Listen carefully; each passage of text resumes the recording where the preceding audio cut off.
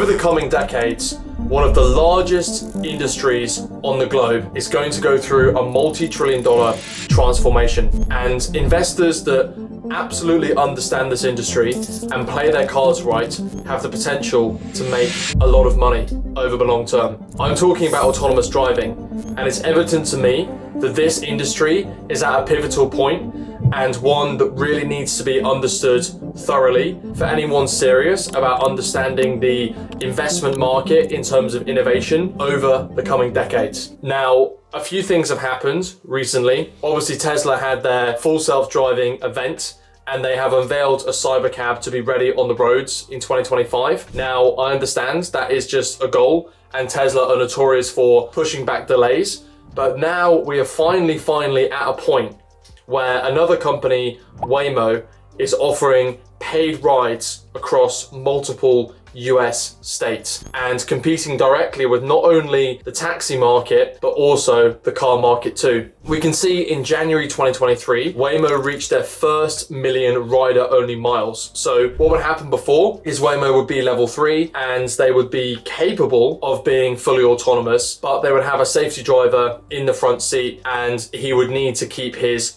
eyes on the road in case anything happens, but he could remove his hands. Now, this is rider-only miles. So they surpassed that first milestone of removing the safety driver. They got 1 million miles for that by January of 2023. But check this, by December of 2023, they were over 7 million miles. And by this summer, up to 25 million miles, with now over 1 million rides being conducted every week. So you can see the exponential growth in rider-only miles. This is really starting to take off in America. 150,000 paid trips every single week. And that is not an insignificant number, because 150,000 trips a week and 1 million miles a week, you know, they're doing the average of 6.7 miles per trip. Let's say the average speed of that is 18 miles an hour, and the average time of a trip is then 22 minutes. That means that a Waymo is out and about on one of the select states that they're operating in 3.3 million minutes a week. So there's an average of 331 Waymos operating at any given time. Now, why is this so significant? Why is autonomous driving coming to fruition? Well, before I answer that question, I want to state that this is going to be a series that I'm going to be doing on the channel where over the course of the coming years, really, but it will try and make it a monthly video, we will look at a new public autonomous driving company and we will evaluate whether they are a worthwhile investment in order to get exposure to this industry. Now, if you would like more explanation on exactly what the motivations are for this market and why it's going to be so huge, that is what we're going to talk about now. I just wanted to say that I've had a lot of comments on my YouTube channel recently, and we're now doing a little challenge where the background is a portrayal of a country. It could be a specific city within a country, it could be landscape within a country, but there'll be something specific in the image which will tell you exactly what the country is. The first person to correctly comment the country with their actual comment or their question for me will get that question answered in a future video. It likely won't be the next video, but it'll be likely 2 or 3 videos down the line because of the time it takes to edit a video. So keep posted from that. And if you have a question, type the name of the country that I'm in right now into the comment section, and I will answer your question in a future video. Okay, so why is this industry so significant? Well, let's go back to Uber. I made a video on Uber, and actually Uber, in my opinion, is one of the best risk-reward autonomous driving companies. I've done a video on that, and you can see my thesis in the second half of that video relating to autonomous driving. What you can see is Uber's gross bookings, 21 billion a quarter for the most recent quarter, and revenue of 6.4 billion. So actually they are taking roughly a 30% cut. Now, that means that 70% for their mobility segment goes to the driver. And this broadly aligns with the legacy taxi industry, meaning when you operate a taxi, 70% of your cost, roughly, is your wage. Thereby, with autonomous driving, removing the driver, we can make transport even cheaper at scale. And this is what is going to start happening in the autonomous driving market. As Waymo scales and removes that safety driver, Waymo are a business with a relatively large amounts of fixed costs, meaning that it takes a lot to manufacture these cars up front with their expensive cameras and sensors and to actually get the infrastructure for the depots up and running. But once that is up and running, the variable costs are not particularly high, meaning at scale, Waymo can start to offer cheaper and cheaper rides as they spread those fixed costs among a greater number of trips, meaning that Waymo or any other autonomous car company could operate a ride-hailing service significantly cheaper than Uber. And this may sound strange because I've just talked about Uber as an opportunity for autonomous driving. So please watch my video if you're interested in more of that. It actually means that then autonomous driving becomes very, very compelling because you've removed a massive cost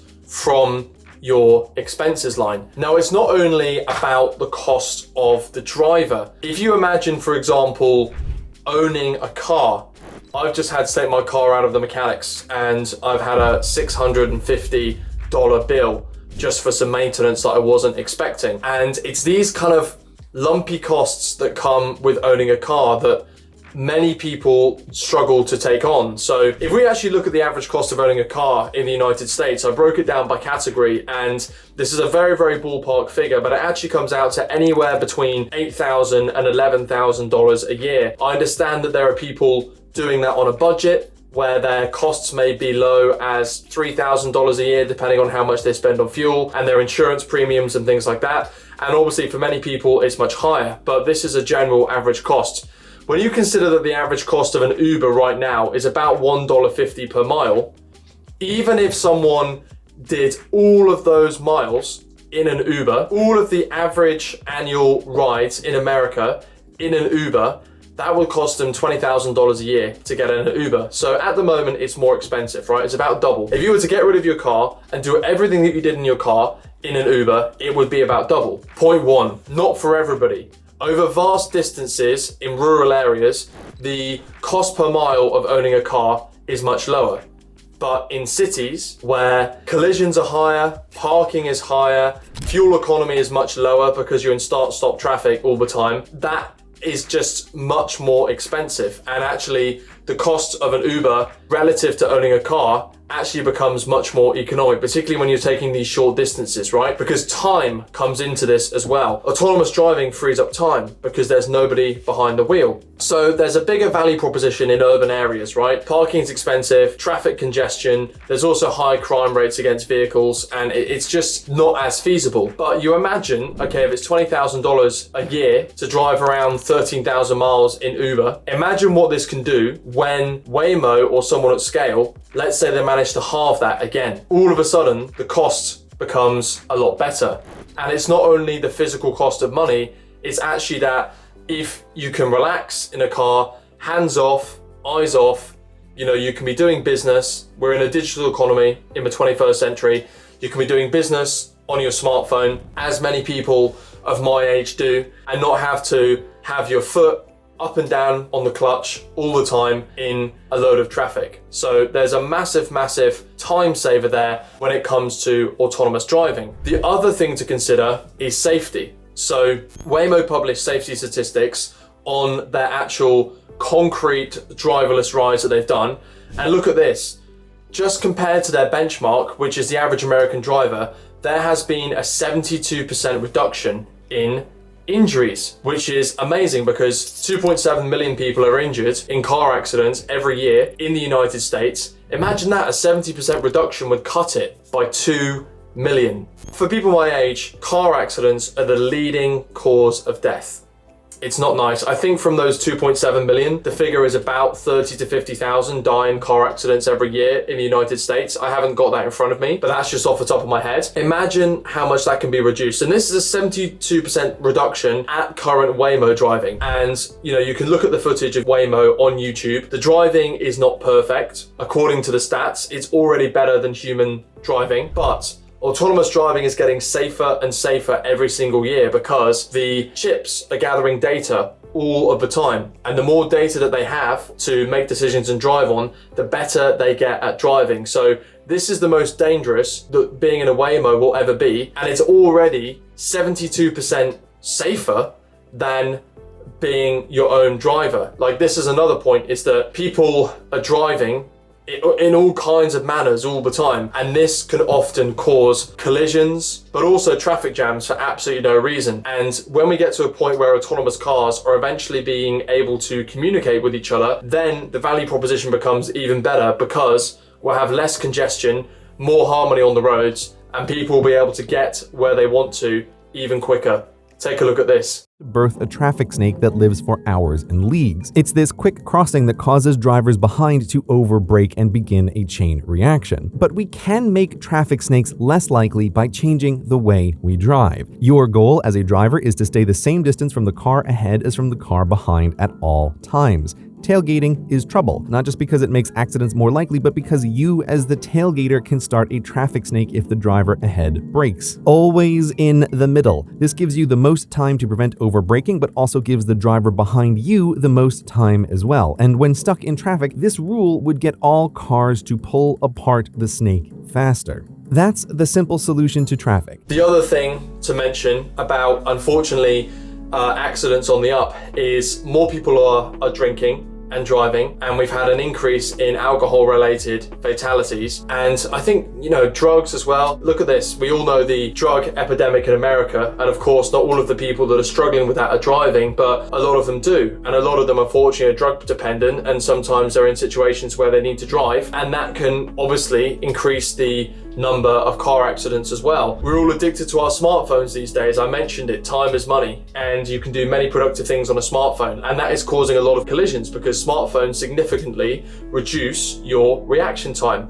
If we had autonomous driving, it would allow people to free up that time and spend time on the phone, texting, doing something else that's productive, sorting business, and actually free up that time and make us all more productive. Maybe they just want to relax after a long day of work. Maybe it's not even about being productive. Maybe instead of after that 8-hour shift to be stuck in traffic on a gridlocked motorway at 6 p.m, even if the motorway still has congestion, although it'll probably have less because autonomous driving will help with that, they will just have that brain space to just sit there and relax and decompress, or maybe sleep. I have a friend who's a musician who has to drive 100 miles between two cities every time he wants to play a gig. I said to him, look, if you have your autonomous van, on the way to that gig, you can be playing an hour and a half of practice piano, and on the way back, you can have a rest because his gigs often don't finish until 1 o'clock in the morning. So there is a lot of value to be had in this industry. There really, really is. And if we just go back to the timeline, what started this video off about, Waymo hitting, after all of these promises, 1 million driverless miles of Jan 2023, and now they're at 25 million cumulative and 1 million every single week. That is absolutely fantastic for them to do that. Here's a quick timeline of how Waymo have done over the past 15 years. They started the project in 2009. It wasn't until 2014 they had their first prototype, and then they had the taxi in Phoenix, although it had a safety driver for the first few years. Then they removed the safety driver a couple of years later, fully driverless of San Francisco, and now they're in Phoenix, San Francisco, LA, and Austin, and they're about to go to Atlanta, and I think they're expanding their coverage in Texas as well, 1 million miles a week. So this industry is really, really hotting up. Again, if we look at Tesla, I know that Tesla have been talking about we're going to have full self-driving next year, every year since 2015. And I'm not a Tesla investor, but I do think that their technology is getting better and better. And if someone can pull it off, it is Elon Musk. So they are getting better all the time. And with Waymo and Tesla coming out and doing this, there are a lot of legacy players in the transport industry that want to make sure that they are going to be insulated in not being disrupted. So you've got old companies that are going to be investing to try and stay ahead of all of these new, nimble companies that is going to be attacking a massive, massive total addressable market. So there's a lot of use cases here. It's very, very exciting stuff. And follow this channel because I will be covering new autonomous driving companies every single month so we can make sense of this big industry together and separate the wheat from the chaff when it comes to good investments.